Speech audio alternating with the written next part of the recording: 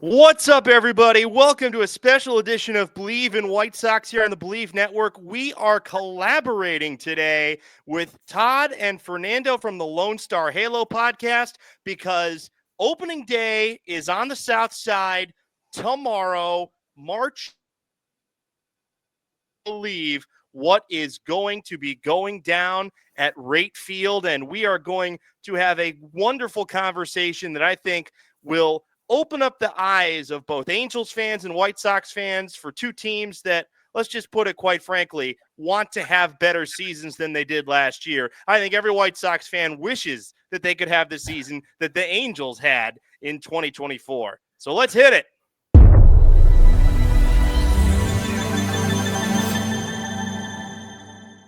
One, two, three, go!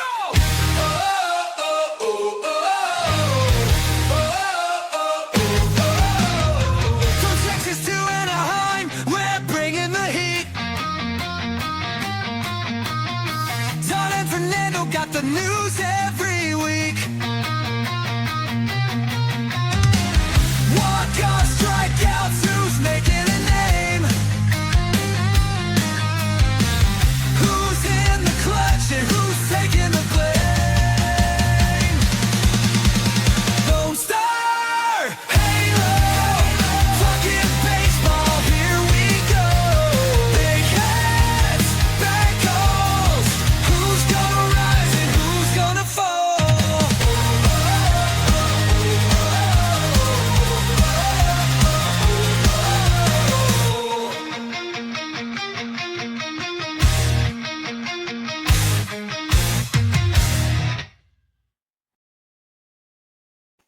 Hey. Welcome into the Lone Star Halo podcast along with the White Sox on Believe, the host Greg Mroz, along with the Lone Star Halo. How's everybody doing tonight? Gentlemen, this is awesome. I am so happy to collaborate with you guys. You know what it means? It means opening day is around the corner, the day that we have been waiting for many, many months. And I hope that for both of us, it is a much better 25 than it was 24. Yeah, you would like to think that there's only one way to go for both teams. And I think, in all fairness, there probably really is. I mean, I'd like to think that for both organizations, last season was rock bottom. The Angels are the only baseball franchise to never have 100 losses. The White Sox broke the record for most losses in a single season. So, with that being said, you'd like to think that the blueprint is there for a much better 2025. But hopefully, Greg, you can help catch our audience up on what the expectations are on the South Side. Now, what part of Chicago are you living in?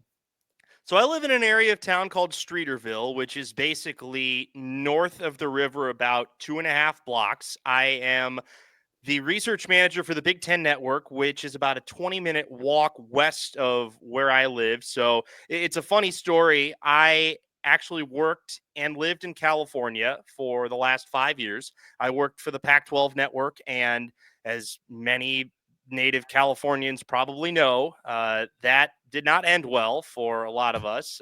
I hope that the conference rebuilds, but ended up getting a job here at Big Ten Network, moved to Chicago. I've been a White Sox fan basically my entire life. My dad is from the North Side, so he's one of those weird North Side Sox fans. You usually get Cubs fans from the North Side and North Suburbs, Sox fans from the South Side and the South Suburbs, but my dad was a bit of a weirdo. He was a North Side Sox fan. You actually probably get more South Side Cub fans than you get North Side Sox fans. So it's funny. My uncle actually lives probably about an hour and 25 minutes north of White Sox Park, Rate Field. It's got a different name, it feels like, every year now. But he was a White Sox season ticket holder for 20 years up until the start of last season. And I'll just say he probably gave up his tickets at just the right time.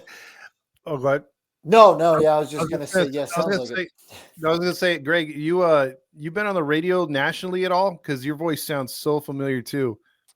So I actually was a minor league baseball play-by-play guy for 5 years. And it's actually funny based on a couple of the guys that are on these two rosters. I actually remember watching the Burlington Bees when I was a Midwest League broadcaster, seeing Taylor Ward with them in 2015, and then seeing now White Sox backup catcher Matt Theis with them in 2016 and actually seeing some of Joe Adell at one point. Actually, no, it wasn't Joe Adell. Joe Adell was not with Burlington at that time. It was actually former Angels second round pick who I can't remember if he ever Brandon made Marsh? the big Jahmai Jones. Oh, Actually. Jahmai Jones. Yeah, Okay. yeah. But He did make it in 2020 for a short period of time. the one guy, though, that I remember distinctly because I actually had him in summer league as opposed to in the minor leagues, but I remember him because I covered him in summer league. He was somebody that not a lot of people thought of. They're like, oh, this guy's a throwaway, just a minor league fill guy. His name was Jared Walsh, and I think Angels fans probably remember the best of Jared Walsh to be pretty darn good.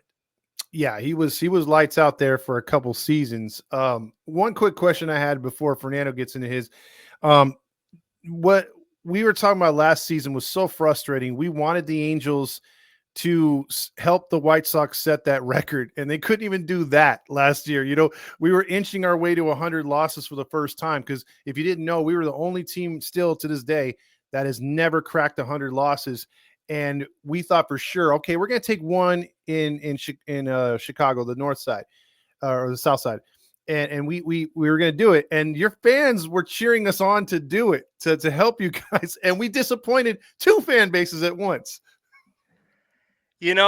What I'll say about that is that sometimes futility has its limits. I actually went to the White Sox A's game in Oakland 2 days after, or rather the day after the White Sox broke the 21-game losing streak. It turned out also to be Pedro Grifal's final game as White Sox manager. So I can lay claim to two historic milestones. Number one, I saw Mike Krzyzewski's final win in person. That was at the Elite Eight in 2021 at the Chase Center. I was working that event for the Pac-12, and I saw Pedro Grifal's final game as a major league manager. I'm going to say major league manager because I don't think you put up the type of winning percentage that he did in a year and a half as the White Sox manager and get another big league managing job.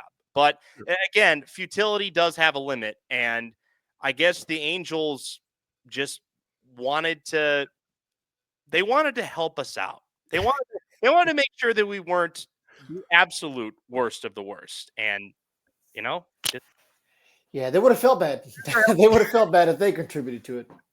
So, yeah, I for whatever it's worth, our audience knows this, who's been with us for a long time. I used to work in Chicago. I used to do pest control. I used to fly out there once a month for 3 years.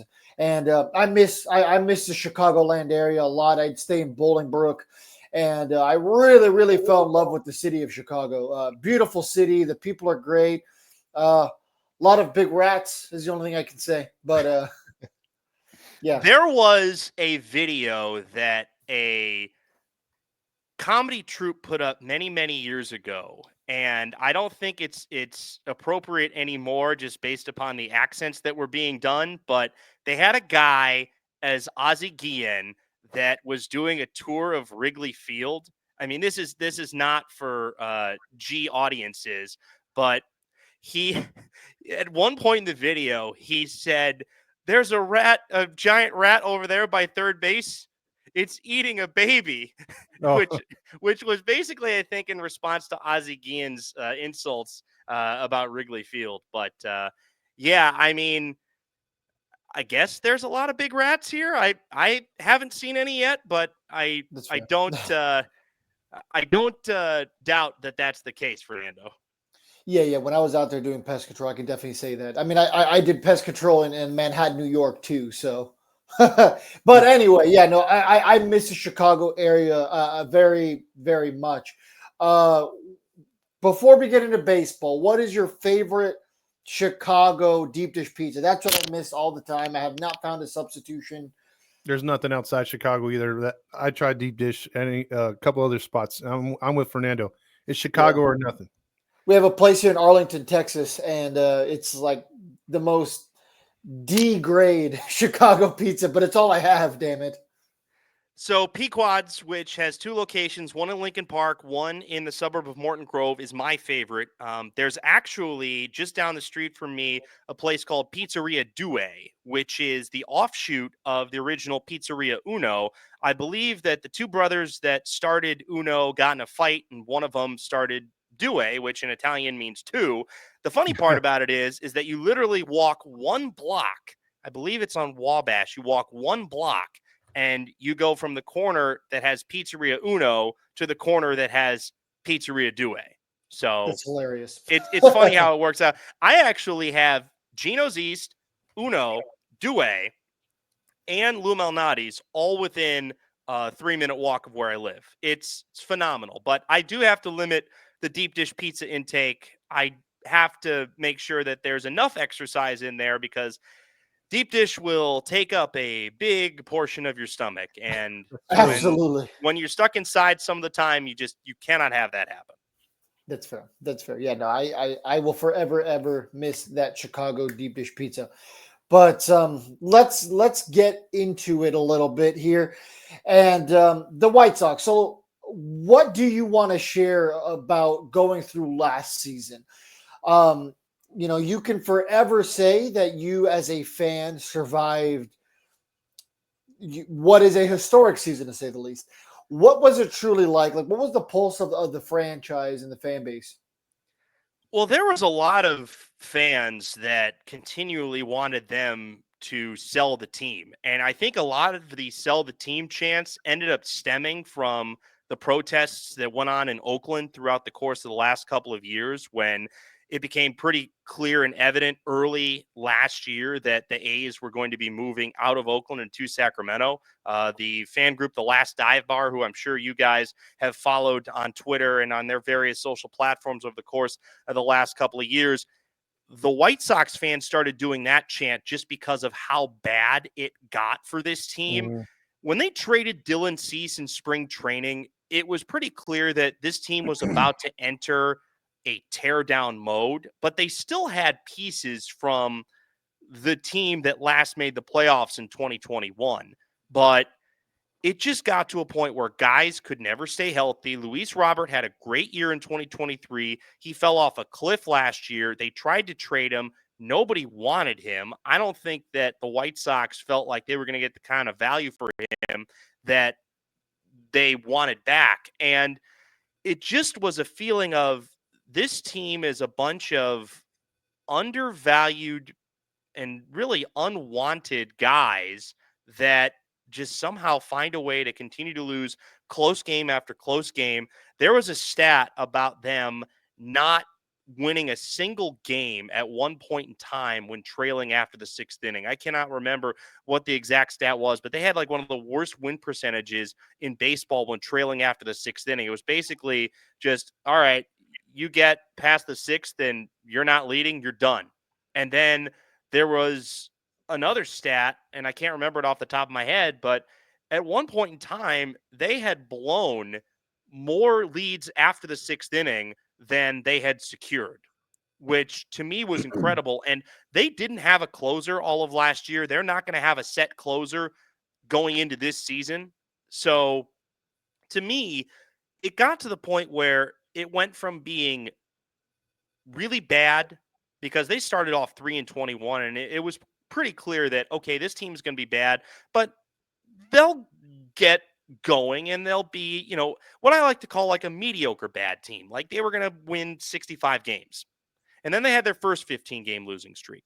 And then they had another 10-game losing streak. And then it just got to the point where they just seemed cursed. And they finally started trading away some of their veterans. And they traded away a guy that they had signed for 2 years in Eric Fetty and basically got nothing back for him. Michael Kopech found a second life once he left Chicago. This was somebody that was the centerpiece of the Chris Sale trade back in 2017. And Kopech just got jimmied around. Do you want to be a reliever? Do you want to be a starter? Do you want to be a reliever? They never committed to a role for him. And he just got, as my dad always liked to say, bats in the belfry. And so getting him out of town, you saw down the Dodgers stretch run, like how valuable he could have been had he been in a situation to succeed. And Pedro Grafal was just completely overmatched. And I think if you had a different manager in there, and I don't know how Angels fans feel about him at this point, but as I said, I'm a Bay Area native. I saw a lot of Ron Washington manage baseball teams. He is somebody that I believe would have gotten them at least 20 more wins. Yeah, I Really? think I think so. I think with Ron, we always struggle on this because if we wanted to talk our history, we could do like 3 or 4 podcasts because we've complained a lot. The thing is with Ron, we just don't know, or we for sure because they won't say it. They're very tight-lipped with whatever they do here in Anaheim. That they're not allowing him to rule as he did in Texas on pure gut. It's more analytics than anything. I think that's what hurts the teams, and he helps the development big time. We've seen that here.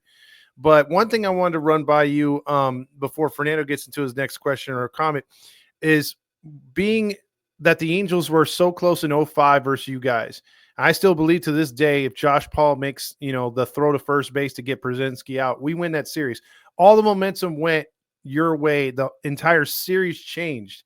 And I think anyone that would have came out of that, whether it was us, you, or somebody else out of the American League was going to kick Houston's ass that year.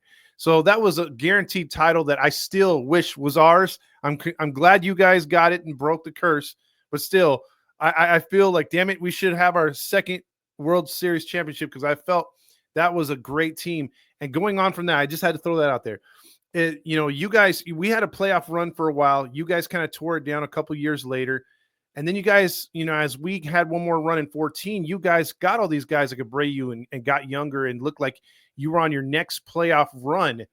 What happened to that White Sox team? Because it looked like you guys had second life. You guys were going to have your little playoff run and get it going. Well, the glory days would be back in a way. Yeah. Tony La Russa happened, guys. That's what happened. I mean, quite simply put, Rick Renteria was a great manager for a rebuilding team. Rick Renteria had great relationships with a lot of the Latin-born players. The Eloy Jimenezes, the Luis Robert Jr.'s of the world, the Juan Moncadas. He knew how to relate to players. He was somebody that was the right guy to come in at the time and be sort of the steward for this rebuilding White Sox team that made one last competitive run. They had a great April in 2016, and then it all fell apart.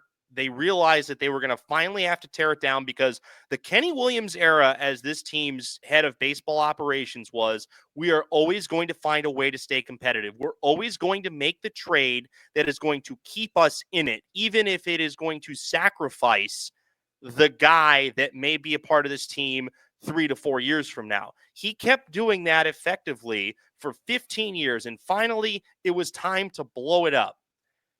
Rick Renteria didn't know how to manage a bullpen, and it was pretty clear after the COVID playoff series against the A's, a team that I believe the White Sox were more talented than.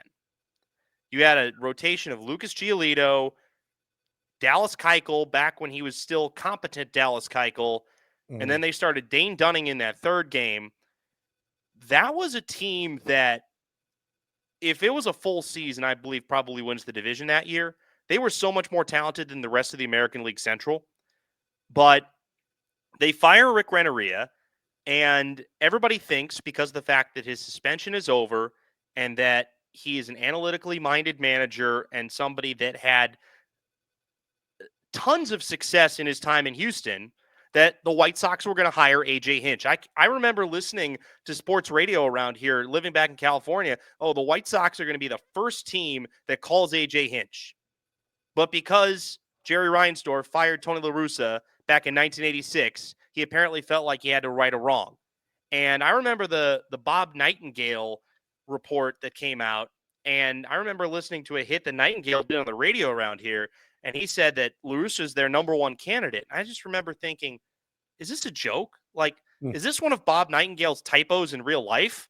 Just, by the way, shout out to Bob Nightingale, who accidentally killed Bryce Harper the other day on Twitter, which the fact that man continues to make those types of mistakes on social media just boggles my mind. But And that's continues not to have a massive platform at that. why you called. Yeah. And Tony La Russa just made every wrong relationship move to the point where the clubhouse got fractured. Tim Anderson became really a shell of himself, and La Russa did not get the most out of his team. And there was just one incident after another. He has his health problems and steps away. The team ends up finishing 500. They had gotten off to a terrible start in 2022. In 2021, they won one playoff game thanks to a home run from Leury Garcia, who it drove White Sox fans crazy that Tony La Russa had this obsession with Leury Garcia, who had been at one point the longest tenured White Sox in the organization, which was insane to me. It was either him or Jose Abreu, but it just, the chemistry got off. It all fell apart, and it got to the point where you had to get certain guys out of town. Well, blow it up. They did, right, Fernando? Yeah, to say the least. It's funny. Before the Tony La Russa went to the White Sox, I think he was working for the Angels because that was 2019 that he was the senior advisor of baseball operations for the Angels. And then from there, that's where he went to Chicago. That was, kind of ironic. One of the things, though, and it's really curious to me, these two organizations, I feel like, are aligned in the fact that in recent history, they have not been good in terms of developing prospects from the lower minors. Correct, I mentioned Jared Walsh off the top, but like you talk about guys that weren't first or second round picks, both of these organizations have not done a good job in terms of developing those guys. And especially with the Angels, they have not done a good job in terms of developing pitching. So these are two organizations that you see the Angels go 63 and 99 last year. You see the White Sox go 41 and 121. It's kind of understandable why these two organizations are currently in the spots that they're in. And I think one parallel, I remembered that Garrett Crochet made his debut with the White Sox in 2020 without ever having thrown a single pitch in the minor leagues. That honor, the most recent guy, that honor is now going to go to Ryan Johnson, the Los Angeles Angels. Yeah. I'm curious what your guys' thoughts are about bringing a guy up to the big leagues that has no minor league experience. To me, I saw that and I'm like, this is very White Sox. This is something the White Sox would do. I think the Angels have been notorious lately for bringing guys up too soon. You saw it with Zach Neto. You saw it with Nolan Schanuel. Nolan Schanuel had 20-something games in the minors before he got called up. A lot of people thought it was going to happen last year with Christian Moore, who was their first round pick last year, drafted 8th overall. I kind of want to say fortunately enough, because it didn't end up being super serious. He got injured, so we didn't have to worry about that, because that was my fear. My fear and Todd's fear was like, man, they're going to call this guy up. He's bashing. He was in low A, Inland Empire. He got called up to double A and was still mashing. So the stars were aligning.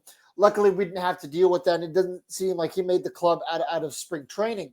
But, it seems like that's the case here. To nobody's surprise, really. But I don't think it's ever a good idea to call up a pitcher with zero minor league experience, because these spring training games can only prepare you so much for when you're going out there and you're getting lit up, because baseball is such a, here in the moment type thing. You need to forget, quick memory, what do they call it? Like goldfish brain, right? You need to have that mentality in this sport. And there's no telling that this kid is going to have that, because pitching when the lights are on and it actually counts is completely different. But hey, I've been wrong before, and hopefully I'm wrong for the sake of this kid. Yeah, and that's the thing that me and Fernando have been talking about for a long time too, and you might experience the same thing. Like when we had Disney ownership, like I think Angels fans, including myself, took it for granted, because they did what the Dodgers do, which we were always envious of, is they hired and spent the most money on the stuff you didn't see behind the scenes. They had the best executives, they had the best scouting team, and they had the best coaches talent evaluators, conditioning teams, and that has slowly declined every year under Artie Moreno, the owner of the Angels, and has gotten so bad that, again, we have missed, and there's been excuses in free agency because he penny pinches or blames it on other things, and they never really draft really good starters. That's why you don't see any good starters come through the Angels. Like, I'm jealous of the White Sox that they had Cease and others come through that organization to at least where you guys had them for a few years. The last consistent starter that came through our minor league system was drafted by us was Jared Weaver. And it's usually, hey, plugins here, free agents there. Yeah, we can make some, we can bring through the system some hitters every now and then. We could do the same thing with the bullpen. Never do it with the starters. We don't draft guys like Paul Skeens. We don't have guys that are at least, guys that can make the squad at a 2, 3, or a 4. We always get these, reclamation projects or guys that come up and they look great in the minors for a little bit. We get them up here, the show, and then they have arm troubles, and they never quite materialize. So we've been very much cursed as an organization from able to scout the right kind of pitcher, develop set pitcher, and then watch him flourish at the big league level. The White Sox developed Dylan Cease and Lucas Giolito and, to an extent, Dane Dunning, but those guys weren't drafted by the White Sox. Those guys were acquired in trades. The Jose Quintana trade is how they got both Dylan Cease and Eloy Jimenez. And there's a famous Jason Benetti call when Eloy hits a home run with the White Sox at Wrigley Field, and he says, "Thanks, Cubs." So, and people use that as the high watermark of Eloy Jimenez. But the White Sox, their big league guys that came from their own minor league system are all guys that came in the first round. Andrew Vaughn was a first rounder. He was a surefire thing. I remember covering him when he was playing at Cal. Like, I remember the White Sox drafting him and thinking, this is going to be a surefire all-star because he was a Golden Spikes Award winner, and he has been middling at best. Garrett Crochet was a fireballer that had to have Tommy John surgery, comes back from that, becomes the highest strikeout rate guy in the American League the first half of last year, and then the White Sox don't want to pay him because Jerry Reinsdorf doesn't want to pay starting pitchers, and then you spend money on the wrong guys. They gave 4 years and $71 million to Yasmani Grandal, who was well over the hill. The Brewers are like, thank God we inflated his value. That's true. And then you sign Andrew Benintendi, who I might have a stronger left arm than he does, and I'm right-handed. I remember seeing Andrew Benintendi when I went to see the White Sox play in Oakland last year. I remember him trying to throw the ball back to home plate on a sacrifice fly. And I don't think he flew it to the infield. You spent 5 years, $75 million on a guy that can't throw and is the most expensive free agent you've ever had. That one of the Ashiba brothers, Justin Ashiba, his estate that he's building in a north suburb, Winnetka, which is probably about 45 minutes north, it's worth more money than the most valuable free agent contract that the White Sox have ever given out. And I only bring that up because he's been rumored as the main suitor to buy the White Sox if they ever become for sale. And I am sure that it drives Angels fans crazy, the fact that Artie Moreno puts the team on the market only to pull it back a few years ago. It did. I cannot imagine how you guys felt when he said, nah, I'm not going to sell anymore. Literally, me and Fernando, right? We did a special live when he did that, and we had so many people interacting with us. Like, happy days are here again. Yep. There was all the rumors swirling. Who's gonna get him? And we were just all in, dude. Right, Fernando? Well, the funny thing was, earlier we made a tweet, and people were like, "Well, what are your sources? What are your sources?" And I'm just like, guys, like, if you guys only knew, and I'm sure you've probably experienced this too. Like, we're not newsbreakers. We could be if we wanted to. We knew like an hour ahead of time that Artie Moreno was selling the team, and we were just sitting on it. We were just chatting, and then the news became official. And that's when we, the entire fan base just went into flat out jubilation. Yep. Everybody was excited. And then to what? About 6-7 months later, the carpet was ripped under us, and it was, actually no. And the offseason is going to be a little underwhelming because, Artie Moreno decided not to sell it. So, it sucks so bad to get so close to, hey, things are going to change now. We're going to get a new owner. I remember the biggest argument from fans who didn't want Artie to sell the team was, well, what's the guarantee that the next owner is going to spend money? Our argument was always, why does it matter? We're not winning now anyway. Yes, Artie spends the money, and that's the one thing where our franchises are completely on different opposites.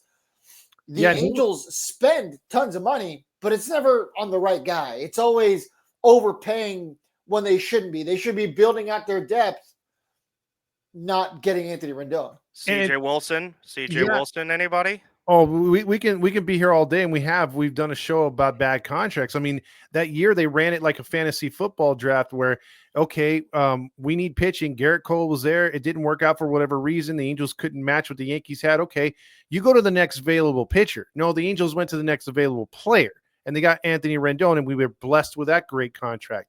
So with how it goes down, like we figured, and to Fernando's point, they said, okay, this team could sell for $2.5 billion. Okay. And then fans were still stupid. Or they were like, hey, I don't think that they're going to, we could get an owner that sucks worse than Moreno. It's like, no, you're not going to pay $2.5 billion for it to sit there. You're going to do what, the dude in New York did, and he's pumping money into it. So, I mean, I was excited for that. I was excited for a regime change. And so that was a kick in the balls last year to get us, going. And, it's just, I mean, we're trying to be optimistic this year because we feel that as bad as this team can be into most people's eyes, that division sucks. The AL West sucks. I think out of all the American League divisions, the West is the weakest. And I agree with that. I agree with that 100%, Todd. And the reason why I would say that is that I don't know what the Astros are going to be at this point now that it feels like they're out of their main competitive window. They traded away Kyle Tucker when they didn't necessarily need to trade him away. They could have given him a contract extension. They decided not to. The Mariners are the biggest enigma of all time. Like, who could ever say that a team that's the best pitching team statistically in all of baseball would also be the worst hitting team in all of baseball? The A's are a complete wild card, and I don't know what to make of the Rangers at this point. The Rangers, same here. They spent their money, and now it feels like they are going to have buyer's remorse on a lot of those contracts, and they're just not going to be what they were 2 years ago. I'm surprised how fast that they fell off even last year. Yeah, under Bochy's care. And if you look at the Central, I mean, because the East is the East. We all know that's competitive. I think the Rays take a big step back with their stadium issues and everything else that's going on with that franchise. That could be another team that's up for sale here soon. But the Central's gotten so much better. I mean, you guys have to deal with Kansas City, who went to the postseason last year. Detroit did as well. Cleveland's still good.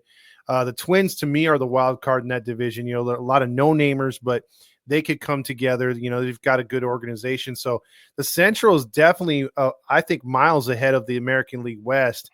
And, we had one of our legendary San Diego guys on here, Lee Hacksaw Hamilton, the other night. And he was like, man, he goes, the key word for the Angels is health. If they can be healthy, they could be relevant. He still thinks they're not going to make a wild card.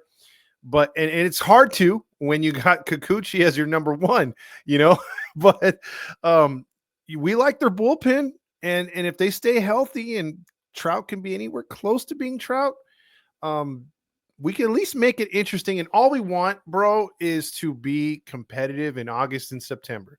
Those games matter. If we're 3 to 4 games out, the Big A is going to be packed.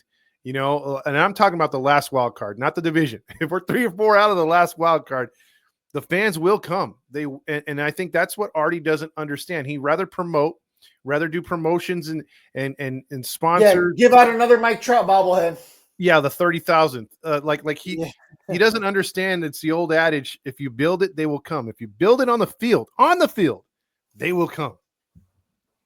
I agree with that. And I also think that from an outsider's perspective and somebody that does not follow the Angels that closely, it reminds me like 2024 for the Angels, or rather 2025. 2024 was the heartbreak stage of a bad breakup.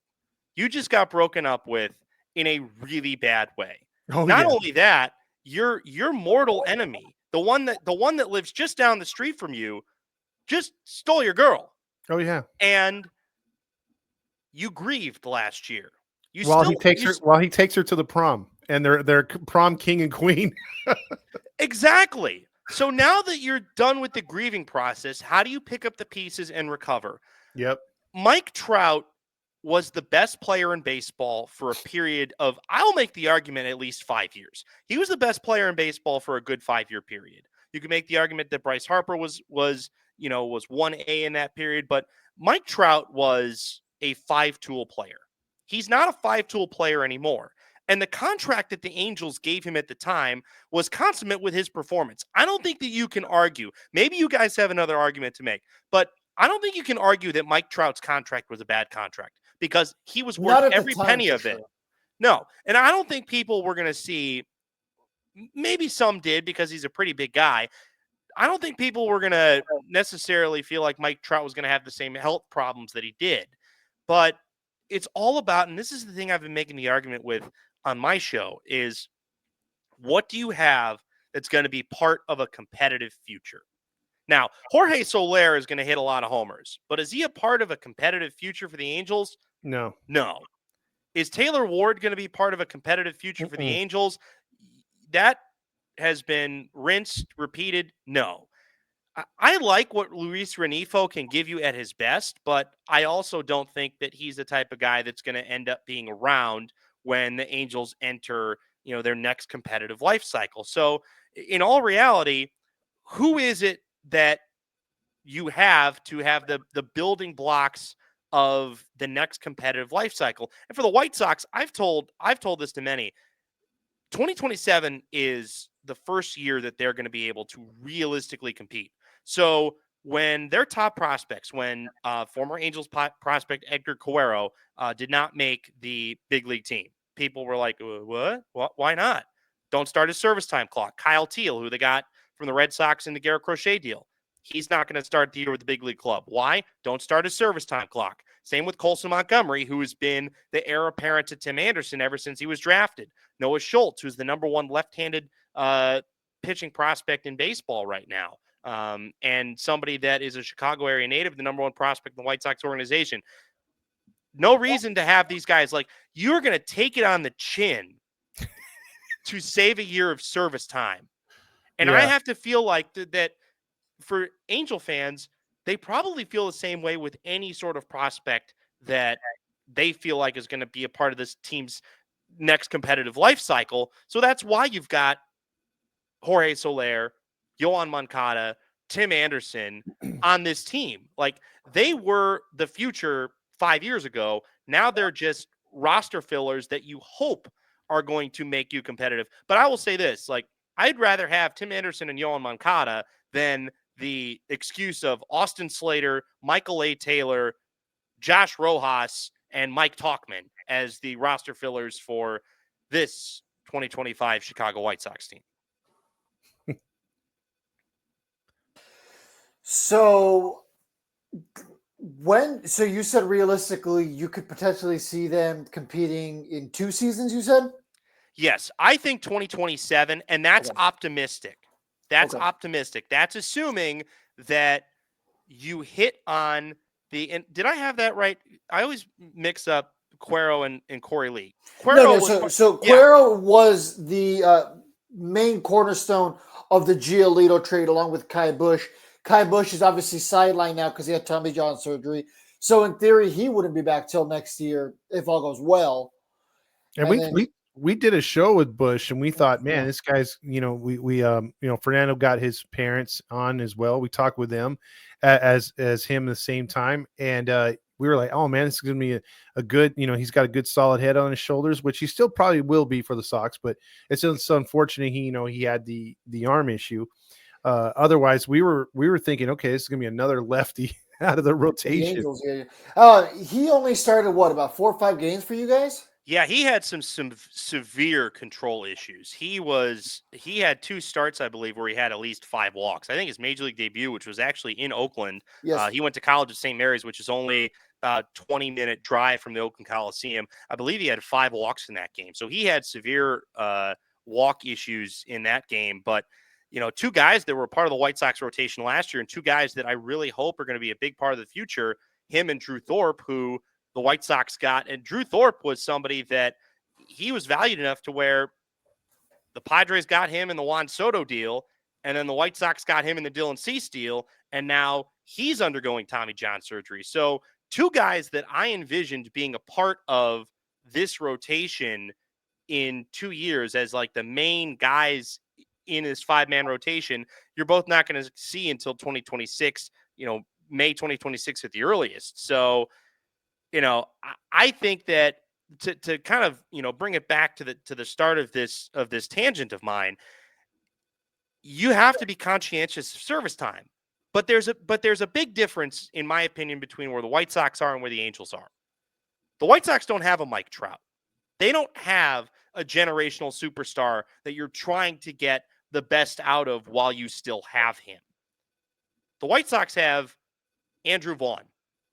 That's the only position player remaining from the team that won the division in 2021. And Andrew Vaughn is seemingly old compared to everybody else that is going to be starting for this team. And just, and this is kind of like where we're at in the life cycle. A former Angels first-round pick is going to be the White Sox opening day catcher more than likely. Matt Dice. Matt Dice. Yeah, it's also funny because a lot of our fans have been making the joke that the Angels and the Braves are continuously trading, and then the White Sox and the Angels are non-directly trading, right? Because we gave Matt Dice to the Cubs, and then the Cubs gave him to you guys. So it was kind of like, a swap. Because who did we end up getting? It was Yoan Moncada. So everyone's like, okay, so essentially we just traded Yoan Moncada for Matt Dice.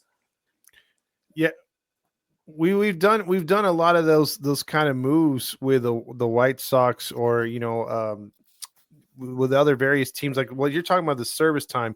We start the service time with the Angels really quick, and I think this was the first year, like Fernando was saying earlier. We would have brought up Christian Moore, but we went out and we got Newman, got a couple other players to fit the infield. First year that they've actually made an onus on getting, players that can stay up here and let the young kids continue to maturate. Because we really didn't have that middle ground player, like you were talking about, bringing in a free agent to see if he could shine, and then maybe flipping him at the deadline, getting a couple players and restocking. Because they kind of restocked last year. We got some good pitchers that are now knocking on the door in AAA and AA finally, to where, they could, because Kowanowitz has now made a 5th spot for the Angels, guy that beat out Reed Detmers, former number 1 pick. So you're seeing some, a lot more of the young guys pushing the veterans. And we like that. We like the competitive, power. Like your spot, unless you're Mike Trout, is not saved. So I think the White Sox can get to that spot in a couple years. And I think the Angels may contend next year if they continue to build on what they got going on. You know what's funny, Todd? I was just thinking about this, and it's wild to me. You know who I'd actually really love to see as a longstanding member of the White Sox outfield, like a guy that you can build around, because the White Sox do not have any core outfield guys to build around. I'm not including Luis Robert Jr. in there because they're going to end up trading him at some point. Mm-hmm. I'd love to see Mickey Moniak on the south side. I was getting ready to hear that. Well, he's available, bro. What was the logic behind that move? That to me is puzzling as to why somebody who really got a career redemption after falling out as a member of the Phillies organization. I'm surprised the Angels made that move. Was his spring that bad? Well, he's batting like what, 187? Yeah. What were your thoughts on him, Fernando? Honestly, Mickey, because we've not addressed that yet. Well, yeah, because that just happened today. The best I can figure is the organization didn't see a path forward with him, in the sense of you had to make a decision on him, right? You had to cut him because he's out of options. So I was surprised they just outright released him. I mean, maybe there really was no market for him in terms of a trade. You wouldn't have gotten much. I mean, we're talking player to be named later. We're talking cash, and obviously they couldn't even get that for him, or they probably would have. But part of me is not surprised because, like I said, what are you going to do with him? There's literally nothing you can do. It's just you keep him on the roster, and he is a fourth outfielder. But here's the thing. I think Joe Adell has done a little bit more last year to prove that he could be an everyday player. You know, he was nominated for a Gold Glove. He finally broke 20 home runs. I have it on very good authority inside the organization that Joe Adell is on a short leash. And I have no problem believing that. But the problem after that is then what? You don't have Mickey Moniak anymore. Joe Adell, what are you going to do with him if he's batting, 150 in 2 or 3 weeks? What options do we have? Yeah, because from what I know, he's like Adele's most likely going to be the fourth outfielder right now with Ward, Soler, and Trout, and then them DHing somebody else. So, because I still think they're going to throw Soler out there at some point. I don't think they'll start Adele, but stranger things have happened. I think with Moniak, my take on it real quick is I think the Phillies gave up on him for a reason. We took a chance on a new place, less pressure. And the guy's tiny, man. When I saw him at the bowling alley for Ohapi's event last year, I'm like, dude, I dwarfed this guy. He's one of our outfielders. What the hell? And I think the organization got tired of him for the 2 seasons he was here of just striking out way too much, putting up very mediocre sub 200 averages until August. And then August and September, he would get hot. And he did that 2 years in a row. And then he came out minor league. He really needed to ball out to keep his spot. And he didn't do it.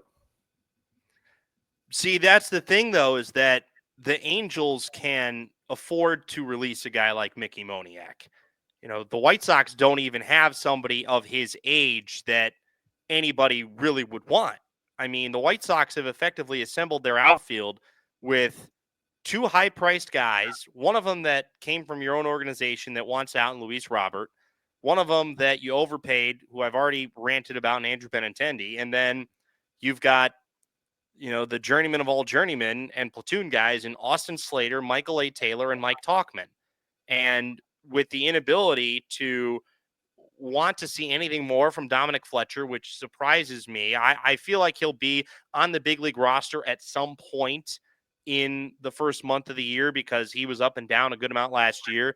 And for as much as people talked about Oscar Colas when he was first coming up, he has not delivered at the big league level. So maybe Mickey Moniak is a guy at only 26 years of age that you sign him because what else do you have to lose? Another 121 games? Yeah, more of a why not type of thing. Well, with that being said, Fernando, do you want to get into some records or predictions going into this opening series? Not only just on the series itself, but the records. No, we're definitely running a little long here. So let's Pacoda standings has the White Sox winning 62.1 games. What is your over-under on that? Is that about where you expect them to be this year? I'm going to say that they're going to end up as the 2024 Los Angeles Angels. I'm going to go 60. I'm going to go 63 and 99. Hey, step in the right direction. What I've been saying is you need to see improvement. Is 99 losses an improvement for most organizations? No. For the White Sox, it's a 22-game improvement. Hey, there you go. So I'm going to take the over, but barely. Okay. Now, it does seem like you're very knowledgeable about the Angels, at least more than a typical person. So let me ask you this. Pacoda has the Angels at 74.3. Can they at least win 75 in your opinion? In that division, I'm going to say yes. I like Yusei Kikuchi. I think he was a good sign. Anybody that sleeps 14 hours a day is all fine by me. He is somebody that's been a very reliable starter throughout the course of his career. And there's still a lot of talent. Like, look, I know he's old, but I love Kenley Jansen. Kenley Yeah. Jansen, when he's at his best, is one of the best in baseball. And when you talk about pure stuff, Ben Joyce has the potential to be a star if he can refine his stuff to where people want it to be refined to. I think the Angels have a lot of talent. It's just a matter of putting it all together. And I'll say this, like, just from the White Sox perspective, Yohan Moncada and Tim Anderson at their best were elite infielders. Tim Anderson was a batting champion. I don't know what his future is going to be this year or if he's ever going to find what he once was. But if he can return to the form that made him one of the next greatest superstars, at least in a lot of people's minds, then the Angels just got an absolute steal out of somebody they basically paid nothing for. Yeah, and I guess the good news with Anderson here in his situation, he doesn't have to be the guy, right? In Chicago, there was a great chunk of that, projected playoff run where he was supposed to be the guy, right? He was the face of the franchise there.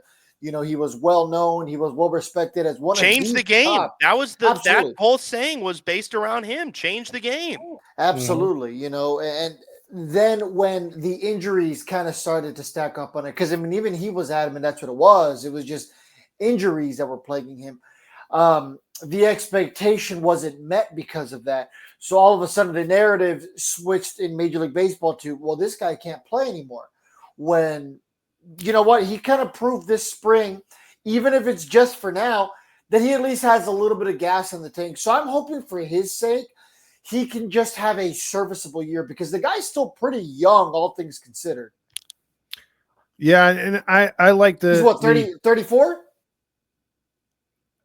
Think so. Yeah, that sounds about right because he was a JUCO draftee in 2012. He probably would have about 1920. So Let's see. Yeah, I think probably 30, 33 or 34. It'd be nice for him to have a bounce back year because I know he's said some things about Ron Washington. 31. 31. Yeah. Ron said that he's doing really good infield wise as far as defensively, and he feels more comfortable in the box this year. So we're looking for him to hopefully contribute, not be the guy, but be one of the guys. And I think that'd be good for the Halos. My prediction real quick on the Sox, I think I'll go with you on that one. I'll match you. The 63 and 99 would be a nice turnaround for the Sox. And then I'm going to be a little bullish because I do believe for once in the last 10 years, we can stay relatively healthy. I'm calling 500 a successful year for the Angels. I'm calling 500, baby. Ooh, I like it, Todd. I like the confidence. Yeah, a little too Halo honky there. I'm honking my honk, as we like to say over here, man. I'm liking the 81 and 81. Now, Greg, let me ask you this as we slowly start to unwind here. Now, for this upcoming series, anybody who doesn't understand what's going on the south side of Chicago, who should our fans be paying attention to on that side of the fence? Is there anyone they should be worried about who might take advantage of the Angels this early in the season? Well, certainly nobody that is going to take advantage of the Angels early in the season. There's nobody that I'm going to say, watch out for this guy. I mean, Luis Robert Jr., when he's at his best, is a 30-homer, 95 RBI guy. But the question always becomes, and he had a really good spring, but the question becomes, is Luis Robert going to be at his best? The White Sox starting rotation is something that is extremely intriguing to me because the White Sox are going to go with an opening day starter that has 4 career appearances. A guy named Sean Burke, who was a 3rd-round pick in 2021. Everybody thought that it was going to be Jonathan Cannon, who was a big part of that rotation last year, an ERA around 4.5. But I don't know if it's going to be Davis Martin and then Cannon, but it's going to be Burke, Cannon, and Martin. Davis Martin also had a really good spring.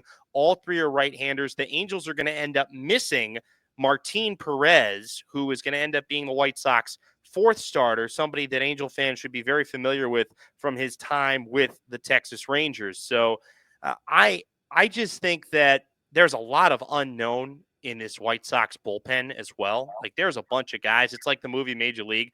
Who are these guys? Like, I know who Penn Murphy is because I covered him when he was a relief pitcher at Santa Clara, but there's a lot of guys that are effectively Penn Murphy on this team that you have absolutely no idea what they're going to be. If I have a prediction for the series, I think the Angels take 2 of 3. By the way, unfortunate that the only time it's going to be over 70 this weekend is going to be on Friday, and that's the one day that these teams are not Neither playing. team's playing.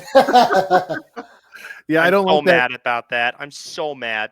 I've hated that for like the last 5 or 6 years. Manfred put that in where it's like, oh, let's have opening day, do all the celebrations, day off tomorrow. I don't like that, man. I just would like to finish out the series, but that is how it is. And we have going Kikuchi in game 1, Soriano in game 2, and then to be determined. Who do you think Fernando goes in game 3 for us? Yeah. So you said it's Kikuchi and then Soriano. Yeah. Sorry, I put you on the spot right there. My bad. Was it Tyler Anderson? Perhaps. Yeah. Would that because he's projected to be third, right? Because Kohanowitz is fifth. Kwana, he's 5th. So yeah, I would venture to guess it's probably going to be Tyler Anderson. Okay, so 2 lefties. Is that going to cause problems for the White Sox? I don't necessarily think it's going to cause a lot of problems, but I don't know if it's going to cause a lot of solutions. I mean, the White Sox a couple of years ago were elite at hitting left-handed pitchers, but that's when they still had Tim Anderson and Eloy Jimenez and Jose Abreu. Andrew Vaughn is pretty good against left-handed pitching. The one guy that, and I don't know how much of him you guys saw when he was up in the bigs with the Dodgers at all, but I covered him in the minor leagues. I'm really disappointed with what I've seen from Miguel Vargas so far. I thought that Miguel Vargas was going to be an absolute stud, and he really bottomed out last year. All the reports out of camp is that he's got a good new mindset and that he's coming into this year with a fresh start, but he's definitely somebody that would mash left-handed pitching if he is at his best. I remember him doing that when he was in the minors. But the White Sox outfield, Austin Slater for the majority of his career with the Giants was a platoon guy against left-handers. Same with Michael A. Taylor. So you're just going to get a lot of right-handed bats. Not right-handed bats that I necessarily feel like are going to dominate left-handed pitching, but you say Kikuchi is a guy that he's got so much junk that the White Sox historically have just not been a good team in terms of adjusting to breaking balls. They've been a fastball first hitting organization really over the course of the last 15 years, or at least since Kenny Williams has had his imprint on this organization. He's obviously now gone, him and Rickon, but when people ask me, like, do you feel like any specific situation is going to do X, Y, or Z? I mean, I don't know, guys. This team lost 121 games last year. Your guess is as good as mine for everything. I mean, there's no sample size. There's nothing to predict here because, and I say that lovingly because of the fact that this team has literally nowhere to go but up, and I don't feel like the guys that are a part of this opening day roster, in which, by the way, the White Sox have not announced their opening day roster yet. Will Venable said he is going to wait up until the deadline to actually submit the opening day roster. So Angel fans might not know who the 26 are for the White Sox until opening day comes on a day game on Thursday. I will say this, though. The second base spot is right now the most highly contested. More than likely, it's going to be former White Sox top 10 prospect Lenine Sosa, who I also covered in the minors and was much more impressed with him at rookie ball Great Falls than I have been in his time in the major leagues. Well, I'll tell you this real quick. I think the Sox, as far as the team's concerned, you can't look back to last year. You just got to, as long as you're not getting blown out and you're not getting shut out, I think that's a positive. And that's no offense to White Sox fans. I think that's just how bad it was last year. And I think with us, we just want to be competitive. We want to push teams instead of losing 9-1 or striking out 18 times in a game. And I think that's what we're looking for is make more contact this year. Because we went on and on about it. I do a post-game show for this network, and night after night, seeing the fact that your innings last about on average 6 minutes, and then it's another commercial, and the other team is about 16 to 17 minutes. They're just putting together better at bats. We're not doing that. So I'm hoping we got more contact hitters this year. If everyone can stay healthy, I think our pitching was good enough to win games. That's why I'm bullish on this team at 81 wins. Fernando, what you gave yours for your prediction, or you haven't on yet as far as what you think the team's going to go? I think they're going to win about 80 games this year. So they're going to be just under that 500 mark.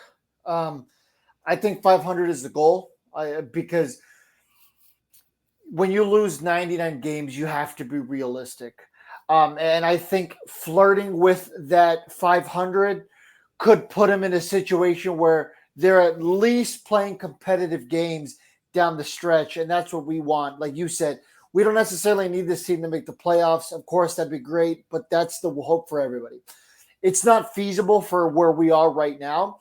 So if you could take a significant step forward, which I think flirting with that 500, I think being in the first, perhaps the second week of September, and still more or less being in the thick of it, quote unquote, I think that's a step in the right direction. You know, if Zach Neto's going up there, taking meaningful at-bats, having an opportunity to give the team some life down the stretch, that's going to go a long way to getting these guys ready for when push comes to shove, the window is actually open.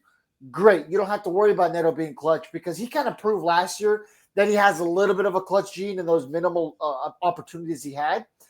But this is what you need with those young core guys. And I think that's what Greg's kind of said. The White Sox don't have that core yet. The Angels, at least with Joyce, Shanuel, Neto, Ohapi, they have at least the foundation.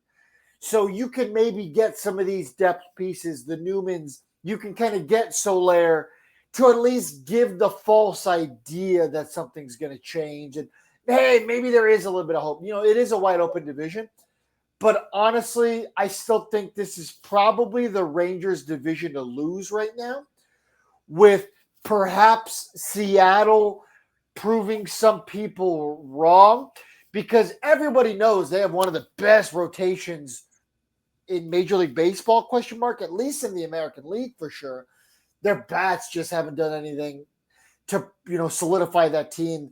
They literally pissed away the division last year. So with that being said, I think it's going to be a 2-dog race there. But yeah, I see us in that 80-win ballpark. And do you see us winning this series as Greg did?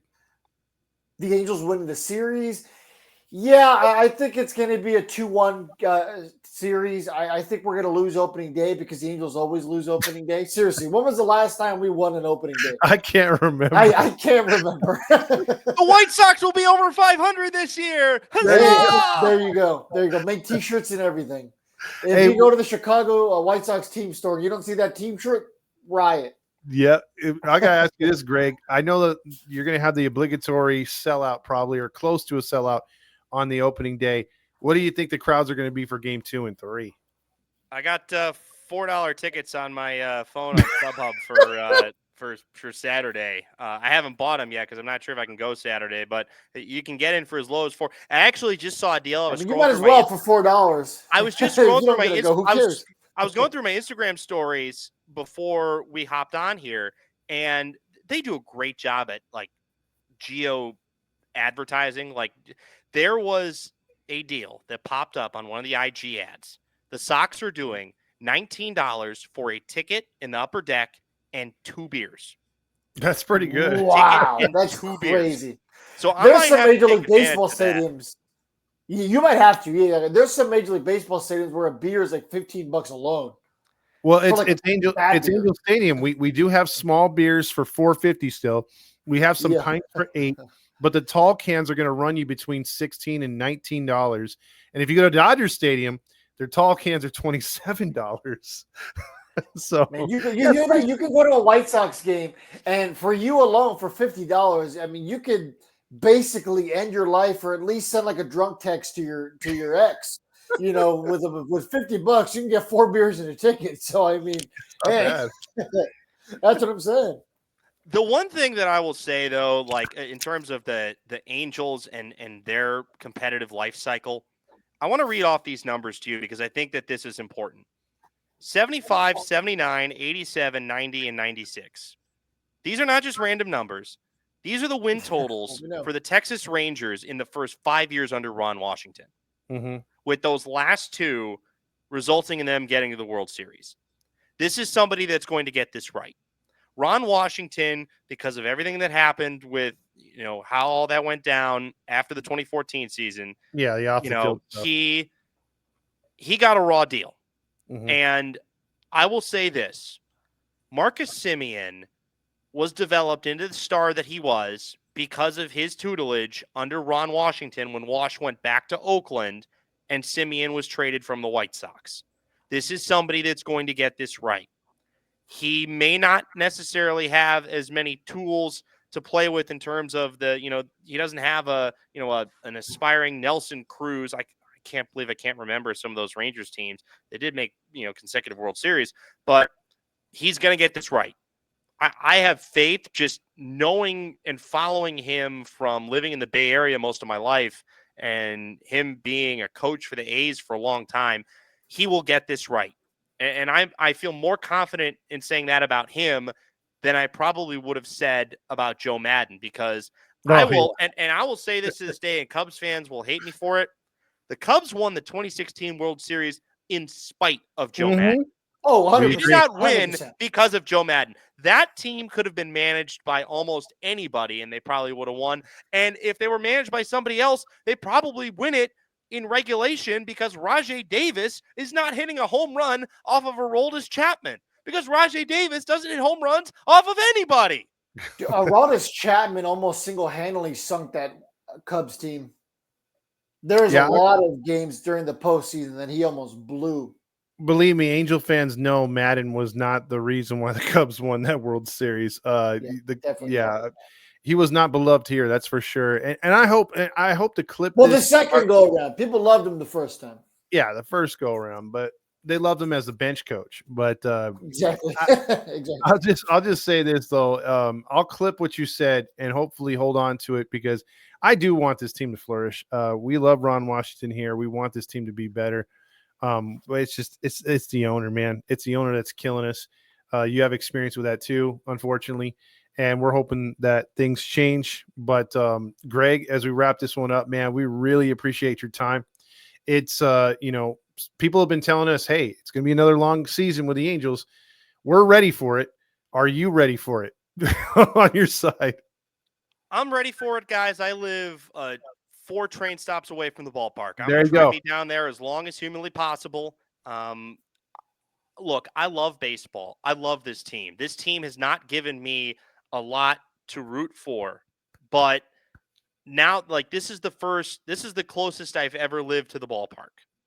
I went to college in the North Burbs here. So this is my second time living in this area. I was a lot closer to Wrigley than I was US Cellular Field at the time, but I would still hop on the train and take the train like an hour and 10 minutes down, hour, 10 minutes back, because I'd rather see the White Sox than see the Cubs. I love this team. And I'm just hopeful for something better. What I want to see, and I'm sure this is what Angel fans want to see, I want to see something tangible that we can hold on to years from now and say, that's a reason why this team became competitive again. Correct. You need to see the pieces that are going to make this organization competitive again. And however it shakes out, I think there just has to be optimism that it's going to get better. These are 2 teams that it can't get much worse. It's going to get better. Now, the Angels, like you guys have said, play in a much weaker division than the White Sox do. But truth be told, the White Sox last division title in 2021, the AL Central was definitely the weakest division in the American League at that time. So these cycles come and go, guys, and there's always a surprise team. Nobody in the middle of August last year saw the Detroit Tigers making the playoffs. That's nobody. True. Yeah. So nobody to start the year last year thought the Royals were going to have as good of a season as they did. Bobby Witt Jr., though, is like a once-in-a-generation type guy. And I'll say this, the thing that pains me is, you know who was the pick directly after Bobby Witt Jr.? Andrew Vaughn. Hey, he's still on your roster. Yes, he is. And he's the only one. Yeah, that's fair. The last thing, I'll say on behalf of Angels fans is the biggest thing that's annoyed us is the way the organization pitched the beginning of last year, right? When Ron Washington was signed, he was adamant that we were going to compete and You can take that to the bank, and Yeah. all these one-liner and quotes. Our fan base is starving for a winner, but we're also just starving for realism from the front office. I think the front office just assumes that given the market, the fans aren't interested in a rebuild. But there's so many of us that want a true rebuild or wanted a true rebuild. It's not going to happen now, is my guess, because they already have this like young core taking place. There's kind of no reason to do it now. It should have happened, 5-6 years ago. Really, honestly, before we even got Shohei, it should have happened. So now it's just a matter of you're in it. Maybe you commit a little bit more this year to that potential or brewing rebuild. If we're out of it come the trade deadline, trade Taylor Ward, trade Tyler Anderson, so you can kind of speed up the process a little bit and just be honest what it is, right? Call a spade, because that's where the frustration has been coming from Angels fans. So and then also have that draft. This year's draft is super critical for us as a franchise. And when you're picking second overall, you kind of have the ability to stock up your farm system pretty quick, right? Correct. We're right now listed as the worst farm system, which whatever, nothing new here. It's been like that really for the last 15 years. But you can easily, if you do it right, if you're picking second overall, you could easily jump up to, I would say, 20s. Somewhere. But I also think, like, as somebody that worked in the minor leagues for 5 years, like, yes, you want those first round picks to be able to hit, but you also need your mid-round picks to develop into guys that can be depth guys in the infield, fourth outfielders, sixth or seventh inning guys out of your bullpen. That's what you really need. And the last thing that I'll say, we haven't even gotten that.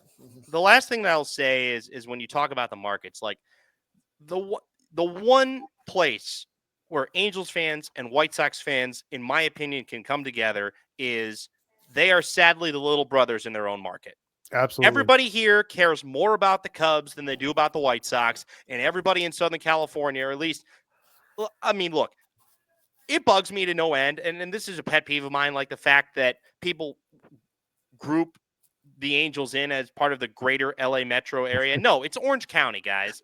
Like, Believe me. It's Orange County. It's not Los Angeles. Artie Moreno.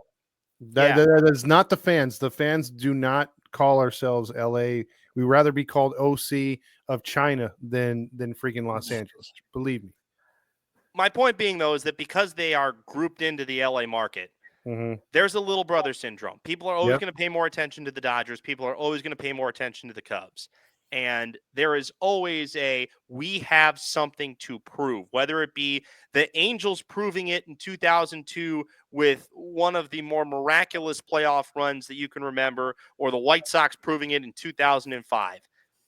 These are fan bases that are elite when their teams are good, and they just need something to cheer about. The casual fans are going to come out to the Cub games and the Dodger games. The diehards are the ones that want to be at Angel games and be at White Sox games.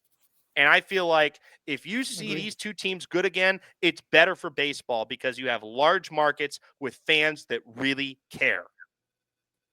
Well said. Totally. I mean, we totally agree with that as well. Well, Greg, what is your social media? And just in case baseball fans in general want to follow, because we do have Around the League show, so people will tune in to watch James's show when he on our network, who previews all the other games around the league. And so people always have their thoughts on all the other major league teams. Where can they find you? You can find me on X at Greg D. Mroz, Greg, capital D, capital Mroz. You can also follow me on Instagram at Wizard of Mroz 22. It's a little play on words that I have there. You can also search Greg Mroz on YouTube if you ever want to watch the Believe in White Sox show on our YouTube page. But just let me tell people, like, you'd rather hear me than see me. So I would say subscribe to, if you're an Angels fan, I don't blame you if you don't want to subscribe to a White Sox podcast. But if you're ever interested in what's going on in our world, check us out at Believe in White Sox on Apple Podcasts, Spotify, Stitcher, Overcast, TuneIn. I'm not sure if it's even on two of those platforms, but I know for sure Apple and Spotify. So Todd, Fernando, you guys have been awesome. This has been a lovely way to spend my time ruminating about What's going to be the greatest day of the year on Thursday? Opening day. I mean, you cannot beat it.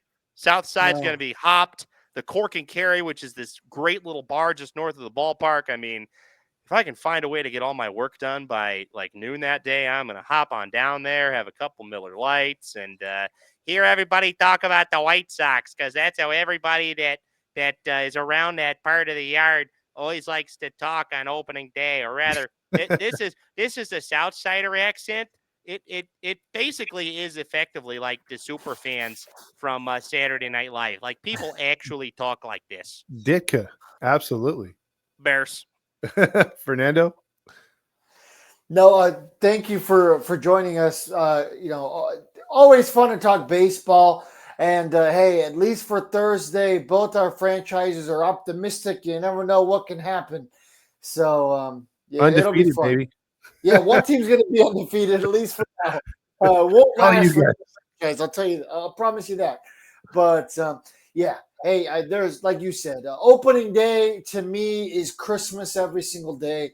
And I love this game. You know what I mean? No matter what happens, no matter how bad the team is, I mean, I love the team. I love the community, man. There's nothing like it. There's nothing like going to an Angels game. That's the biggest thing I miss about now living in Texas, not being able to go to the Big A whenever I want to. So super envious, Greg, that you're just a quick little pop on the subway away from the stadium.